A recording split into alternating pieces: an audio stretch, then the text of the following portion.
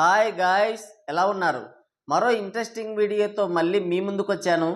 ఈ వీడియో చివరి వరకు చూసి నచ్చితే ఒక లైక్ వేసుకోండి. ఓకే, ఇక వీడియో స్టార్ట్ చేద్దాం. Man of masses young tiger NTR నటించిన దేవర మూవీ ఎట్టకేలకి ఈరోజు రిలీజ్ అయింది. ఎన్టీఆర్ సోలో హీరోగా 6 సంవత్సరాల తర్వాత చేస్తున్న మూవీ కావడం, ఆచార్య లాంటి అట్టర్ ఫ్లాప్ ఇచ్చిన కోటాల డైరెక్టర్ అయిన ఎన్టీఆర్తో జనతా గ్యారేజ్ లాంటి బ్లాక్ బస్టర్ ఇచ్చిన డైరెక్టర్ కావడంతో సినిమా పైన ఆటోమేటిక్గా హైప్ వచ్చేసింది. త్రిబుల్ ఆర్ లాంటి మూవీతో పాన్ ఇండియా ఇమేజ్ కూడా సినిమాకి బాగా ప్లస్ అయింది. ఒక ఫిక్షనల్ స్టోరీతో పాన్ ఇండియా వైడ్గా రిలీజ్ అయింది దేవర. నేను దేవర మూవీకి రివ్యూ ఇస్తే నువ్వు సినిమా చూసావని నన్ను చాలామంది అడుగుతున్నారు. నేను సినిమా చూశానా లేదా, మీకు సినిమా చూడడం వచ్చిందా రాలేదా అనేది ఇప్పుడు డిస్కస్ చేసుకుందాం. స్టోరీ వైజ్ చూస్తే దేవర కథ చాలా రొటీన్గా ఉంటుంది, కానీ టేకింగ్ నెక్స్ట్ లెవెల్లో ఉంటుంది. ఇలాంటి సింపుల్ కథల్ని తీసుకొని ఎంగేజింగ్గా ప్రజెంట్ చేయడం అంటే మామూలు విషయం కాదు. ట్రైలర్ చూసి అందరూ ఊహించినట్టే కథలో ఏం జరుగుతుంది, ఎటు వెళ్తుంది అనేది ముందుగానే ఈజీగా గెస్ చేయొచ్చు. కానీ దాన్ని కూడా మనం ప్రశ్నించలేని విధంగా ప్రజెంట్ చేశాడు కొరటాల. తెలిసిన స్టోరీతో చివరి వరకు ఎంగేజ్ చేయడం అంటే చిన్న విషయం కాదు. మూవీ గ్లిమ్స్ రిలీజ్ చేసినప్పటి నుంచి సినిమా పైన ఏదో విధంగా ఏడుస్తూనే ఉన్నారు. సాంగ్స్ విషయంలో కానీ, ట్రైలర్ విషయంలో కానీ, ఇప్పుడు సినిమా విషయంలో కూడా ఏదో ఒక విధంగా ఎన్టీఆర్ని టార్గెట్ చేస్తున్నారు. మూవీని డీగ్రేడ్ చేసే ప్రయత్నం కూడా చేస్తున్నారు.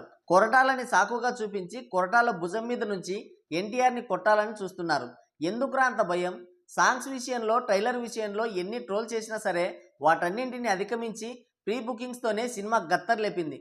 ఎన్టీఆర్ స్టార్డమ్, మాస్ ఇమేజ్ సినిమాని సరికొత్త రూట్లో నడిపించింది. వాటన్నింటిని దాటుకొని గ్రాండ్ ఓపెనింగ్స్తో, రికార్డ్ కలెక్షన్స్తో సినిమాని రిలీజ్ చేసుకున్నారు ఎన్టీఆర్ ఫ్యాన్స్.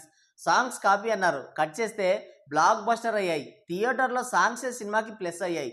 ట్రైలర్ చూసి ఆచార్య అన్నారు, ఇప్పుడు చూస్తే ఆచార్యకి, దేవరకి, నక్కకి, నాగలోకానికి ఉన్నంత తేడా ఉంది. అన్నీ అయిపోయాయి, ఇప్పుడు సినిమా పైన పడ్డారు. మూవీ రిలీజ్ అయిందో లేదో ఇంటర్వెల్ దాకా చూసి బయటకు వచ్చి నెగిటివ్ టాక్ స్ప్రెడ్ చేస్తున్నారు. సినిమా స్టోరీ ఏంటనేది మనకు ఒక క్లారిటీ వచ్చినా కొరటాల సినిమాని నడిపించిన విధానం చూస్తే అవ్వక్కవాల్సిందే. ఎన్టీఆర్ లాంటి మాస్ హీరో నుంచి ఫ్యాన్స్ ఎలాంటివి ఎక్స్పెక్ట్ చేస్తారో వాటన్నింటినీ కూడా విస్తరేసి వడ్డించాడు. ఎన్టీఆర్ లాంటి మాస్ హీరోని తను డీల్ చేయగలనని మళ్ళీ నిరూపించుకున్నాడు. ఒకే కథలో 2 వేరియస్ క్యారెక్టర్స్ని ఎన్టీఆర్ అలవోకగా చేశాడు. చాలామందికి దేవర క్యారెక్టరే నచ్చుతుంది, కానీ వర క్యారెక్టర్లో డిఫరెంట్ షేడ్స్ ఉన్నాయి. హీరోయిజం కూడా చాలా డిఫరెంట్గా ఎలివేట్ అవుతుంది. అంటే భయం నటిస్తూనే హీరోయిజంని చూపించాలి. ఇది చాలామంది గమనించారు, ఎందుకంటే దేవర ఫీవర్లోనే ఉంటారు. ఇంకోటి, దేవర మళ్ళీ వస్తాడేమోని ఎదురు చూస్తూ ఉంటారు. కానీ దేవర క్యారెక్టర్ ఫస్ట్ హాఫ్కే ఎండ్ అవుతుంది. ప్రీ క్లైమాక్స్లో కానీ దేవర లేడని గెస్ చేయలేరు. లాస్ట్ 30 మినిట్స్ సినిమా మొత్తానికి హైలైట్. కుస్తీ ఫైట్ కానీ, బ్లడ్ మూన్ ఫైట్ కానీ, క్లైమాక్స్ కానీ నెవర్ బిఫోర్ చాలా రియలిస్టిక్గా ఉంటాయి. సినిమాలో 2 మైనస్లు ఉన్నాయి. ఒకటి, మూవీ రన్ టైం ఒక 20 నిమిషాలు కుదించుండాల్సింది. ఇక రెండోది, హీరోని ఇంకా ఎలివేట్ చేయడానికి స్కోప్ ఉన్నా కూడా దాన్ని కొంతవరకే యూజ్ చేసుకున్నాడు కొరటాల. ఇంకోటి, లాస్ట్లో ట్విస్ట్ కాస్త ఆర్టిఫిషియల్గా అనిపిస్తుంది అంతే.